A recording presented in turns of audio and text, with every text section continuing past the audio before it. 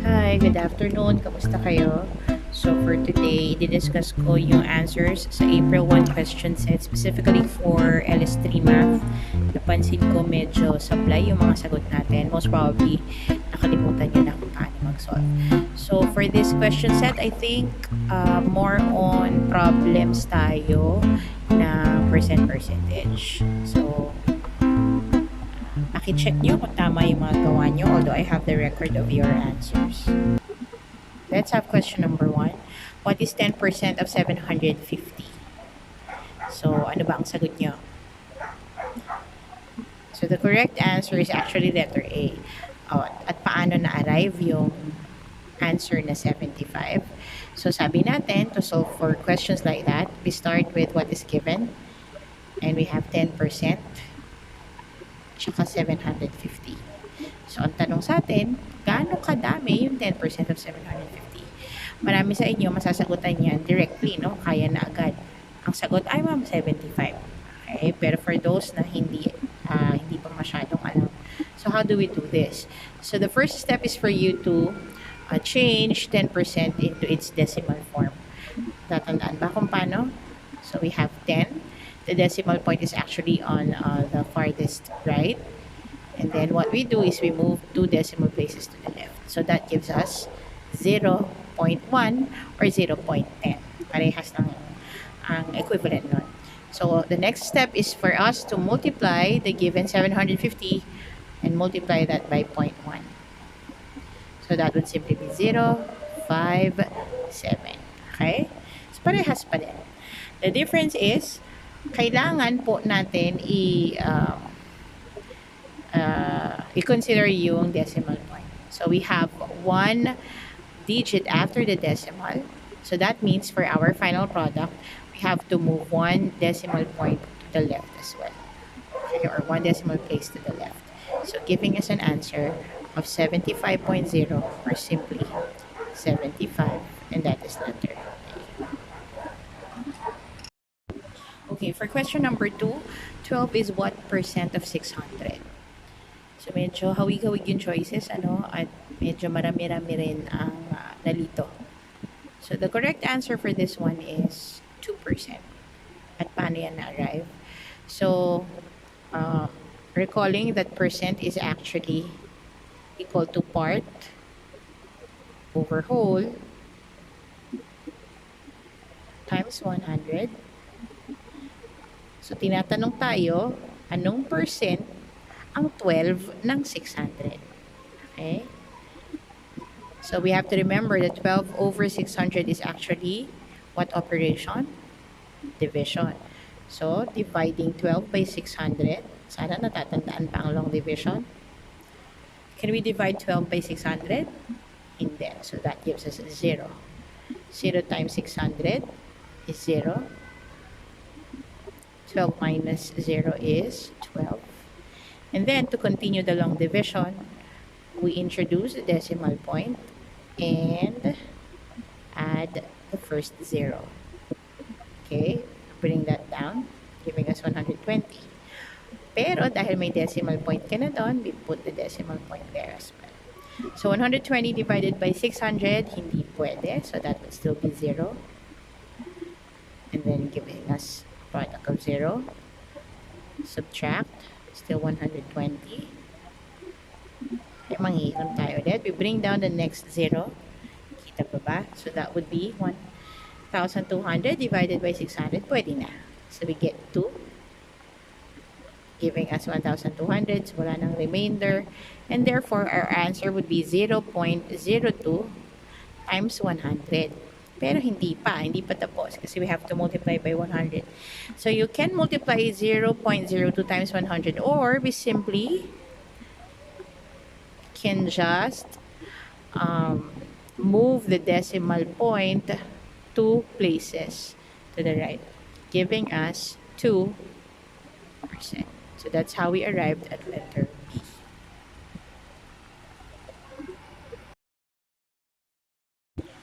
Alright, let's have question number 3. In a fun run sponsored by the local government, 35% of the participants are high school students. If 3,500 participated in the activity, how many are high school students? So this is as simple as the number one question. So we are being asked to find 35% of the total runners na 3,500. So the first step is to make this into its decimal, and that would simply be 0.35. Okay? And then we multiply this sa 3,500. So we'll have 3,500 times 0.35. That would be 0.025 and then 17. So the next partial product would be multiplying 3 by 3,500. So that would be 0, 0, 15. 3 times 3 is 9, plus 1, that's 10. So we get 0, 0, 5, 12, carry 1, 2, 1. Alright? And then, if you notice, meron tayong decimal point sa ating one of the factors. So, and you have 2 digits after the decimal point. So, for the final product, we move 2 places to the left, giving us 1,225.00 or simply 1,225. Kaya natin nakuha ang letter B. Okay. Let's proceed to number 4. In a sales promotion of ABC Mall, 35% is offered for a pair of pants. If the original price of the said item was 500 pesos, what is its price after the discount? So basically, may dalawa tayong steps dito. First is to get the amount of discount, which is 35%, 500. After which, kukumputin pa natin kung tinanggal na natin yung discount, magkano na lang yung babayaran. Alright? So, una, we get 35% of 500. So, that would be 35% in decimal form is 0.35. So, we multiply the original price of 500 times 0.35. So, that would be 0.025 and then 0.015.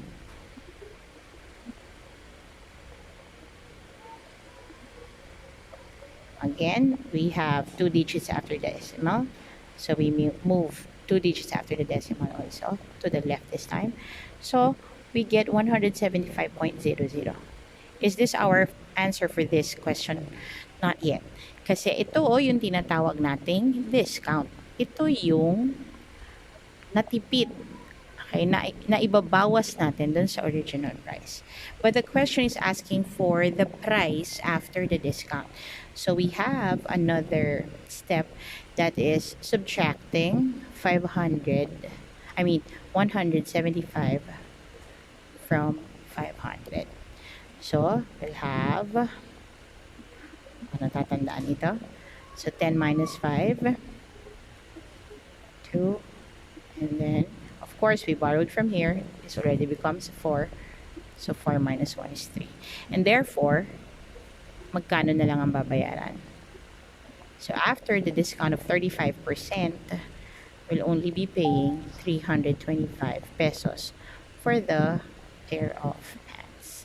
So, that is letter A. Let's continue. For items 5 to 7, refer to the graph. So, we have here the graph. The graph represents the Santos family income and the corresponding monthly budget. The income is 50,000 pesos. So, they are allotting food, 40% for food and clothing, 18% for education, 15% utilities, 15% for savings and insurance, and the last 12% for civic funds. So that makes up the 100%. The 100% corresponds to the 50,000 monthly budget. Okay, let's have question number 5. How much is allotted for food and clothing? So from the graph, they allot 40% of the total 50,000 budget to food and clothing. So to solve for that, that would be multiplying or getting the 40% of 50,000. So that would be 50,000 multiplied by the decimal form of 40%, and that would be 0.40 or 0.4. So we get 1, 2, 3, 4, 4 zeros. 1, 2, 3, 4. And then 5 times 4 is 20. You have one digit after the decimal. So mag-move tayo to the left, one decimal place to the left. So giving us 20, 1, 2, 3.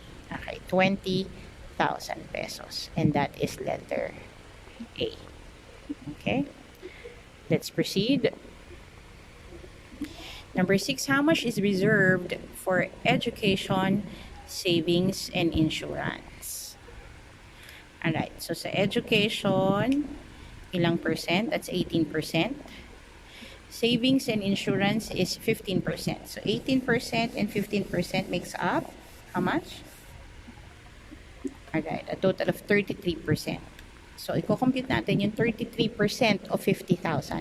Again, bakit ulit 33%? Kasi yung education ay nag-aalat sila ng 18%. And for savings and insurance, nag-aalat sila ng 15%. So, ang kukunin natin is the 33% of the total monthly budget of 50,000. So, again, that would be 50,000 times, ito, paano ulit to sa decimal form? That would be 0.33. Okay. So, again, you have 1, 2, 3, 4, and then 15. 1, 2, 3, 4, and then 15. Kita ba? Alright, there.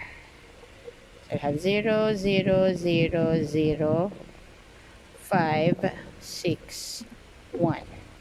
And then moving to decimal places.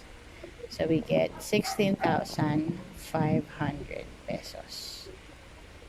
Alright, so that would give us letter D. Okay. Question number 7, how much is allotted for civic funds? So, for civic funds, they have 12%. So, we'll be computing for 12% of 50,000. Kayang-kaya na to. So, 12% in decimal form is 0.12, and we multiply it sa 50,000. So, I'll have 50 times 0.12. So, have 1, 2, 3, 4. Kasi, ano yung property natin sa multiplication? Any number multiplied by 0 is equal to 0. And then you'll have 5 times 2, we get 10. So, for our next partial product, we multiply 1 by 50,000. Alright. So, finally, we get 1, 2, 3, 4, 5. Then 1 plus 5 is 6. 2 decimal places, giving us 6,000 pesos. And that is letter B. Okay. Question number 8 is a little different to solve. So we're asked to find 20 is 40% of what number? So again, coming from our definition of percent is equal to part over whole multiplied by 100.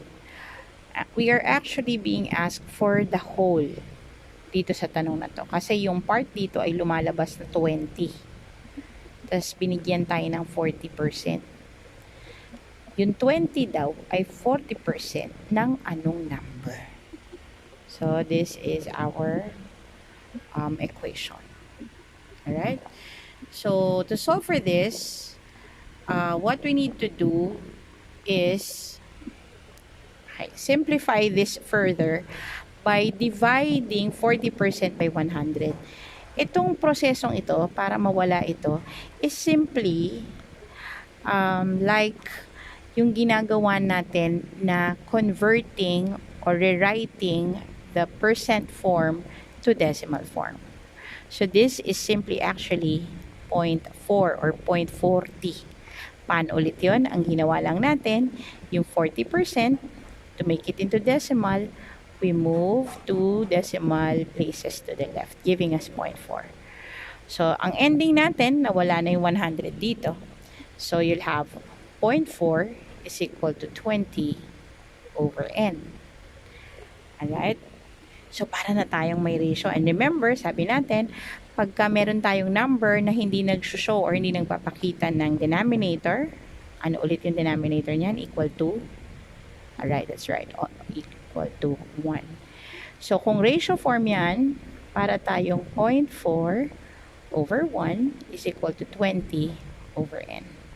So, the next step is we cross multiply. So, that would be 0.4n is equal to 1 times 20, which is simply 20. So, the next step is to get rid of the number beside the unknown, which is n, right? So, ano ang katabi ng n? 0.4. So, we divide both sides by 0.4. So, 0.4 divided by 0.4 is actually 1. Or simply, n na lang ang matitira sa atin. N is equal to 20 over 0.4. Okay? Ito na yung medyo struggle sa inyo, ano? Paano mag-divide yan? Mami, may decimal yung divisor. So, what we do is like this. Hopefully, nakikita nyo.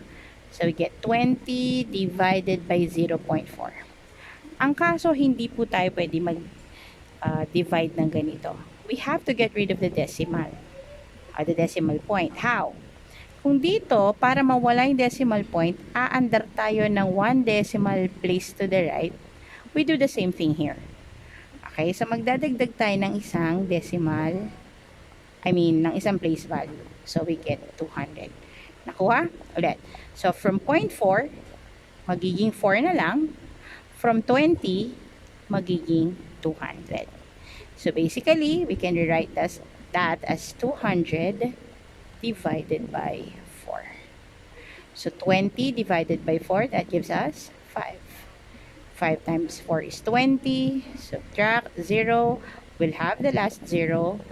0 divided by 4 is 0. And then we get 0. And therefore, our answer would be 50. So, 20 is 40% of 50. Okay, konti na lang. Let's have number 9. For every 50,000 pesos, the bank lends its borrower. The borrower pays back 7,000 pesos interest at the end of 1 year. How much interest does the bank charge? Okay, so, alam naman natin, pag nangungutang tayo sa bangko, meron tayong interest na binabayaran. So, usually, pag bangko, per year, yung interest rate nila. So, let's solve for this. So, actually, ang tinatanong lang, ilang percent ng 50,000 yung 7,000 pesos na interest. So, for us to solve for that, ganun pa rin yan eh. It's actually percent is equal to part or the interest na babayaran over the principal amount na inutang times 100. So, the part here is actually 7,000 pesos at yung inutang na buo na 50,000. Okay? So, i-divide natin yan times 100. So, we can proceed to a long division. That would be 7,000 divided by 50,000. Medyo nakakalito lang sa dami ng zeros. So, I suggest what we can do is to simplify. Simplify muna natin. Tingnan nyo. 7,000 over 50,000. This has 3 zeros while this has 4 zeros. So, what we can do is we get rid of the 3 zeros here. Ito din, kuhanin mo rin yung 3 zeros ito. So, masisimplify siya into 7 divided by 50. Don't worry, the answer would still be the same. Alright, sige, let's proceed to the long division. 7 divided by 50, hindi pa rin pwede. So we get 0. Wala tayong makukuha. So 0 times 50 is 0. That would be 7. So the next step is for us to introduce the decimal point at ang una nating 0. Okay? So 70 na tayo dito. So i-bring down natin dito. That would be 70 divided by 50. Makakakuha na tayo ng isa. 1 times 50, we get 50. So we'll end up with 20. Pero pwede pa. To continue on, we will bring down another 0. Alright, so we'll have 200 divided by 50. Makakakuha tayo ng 4 because 4 times 50 is 200. So at this point, we have 0 remainder. So the answer for this is actually 0.14. Again, multiplying by 100, that would simply mean 0.14 moving 2 decimal places to the right. So that would be 14%. Okay. Okay, so we proceed to the last question for this question set. Number 10, the retail price of imported bananas is 8 pesos per piece. When Maya bought a dozen, the seller agreed to a wholesale price of 81 pesos and 60 centavos per dozen. What is the rate of discount? Ito, medyo mahabang proseso ng konti. Mas mahaba na siya than the usual nating pagsosolve. Kasi ang nangyari, naka-discount si Maya. Hindi natin alam kung magkano or ilang percent yung discount. So that is what we will find out. So kung ang presyo ng kada saging is 8 pesos, bumili siya ng isang dosena. Isang dosena is 12 pieces, right?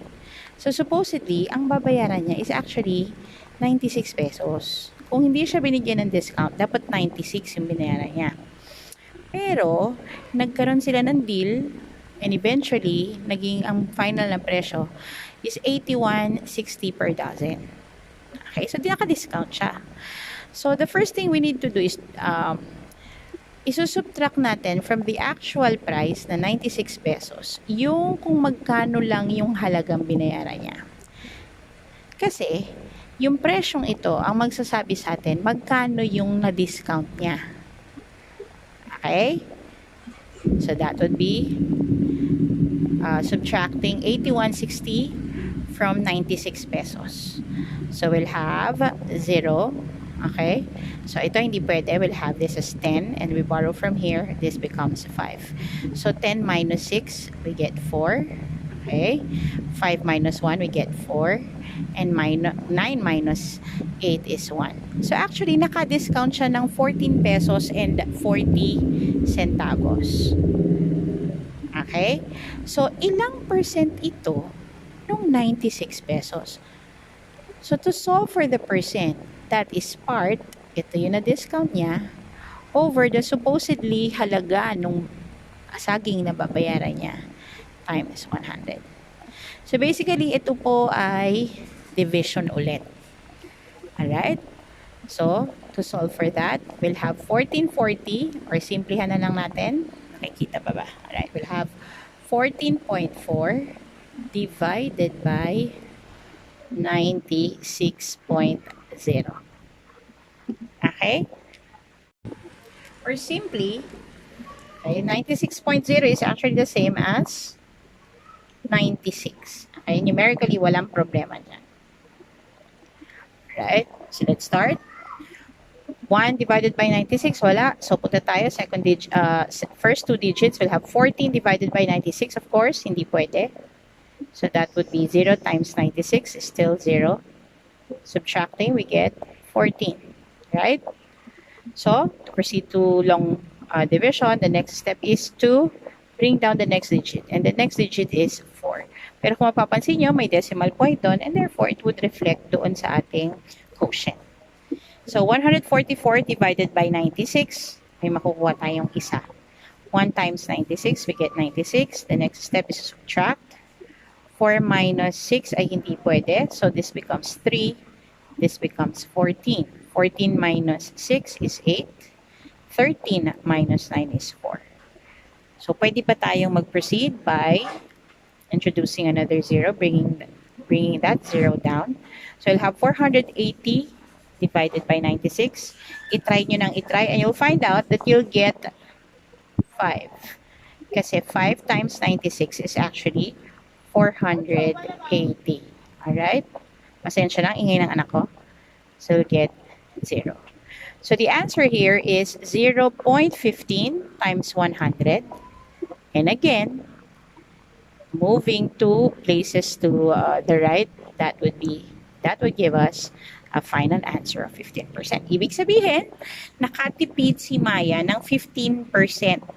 Kaya yung supposedly 96 pesos for a dozen of bananas, ang binayaran niya lang ay 81.60. And most probably, dahil wholesale, hindi naman isang dosena lang ang binili ni Maya. Alright? So that's it. Thank you very much. I hope you learned yung mga naging problema natin kung paano mag-solve nitong question set na to. Medyo nalinawan.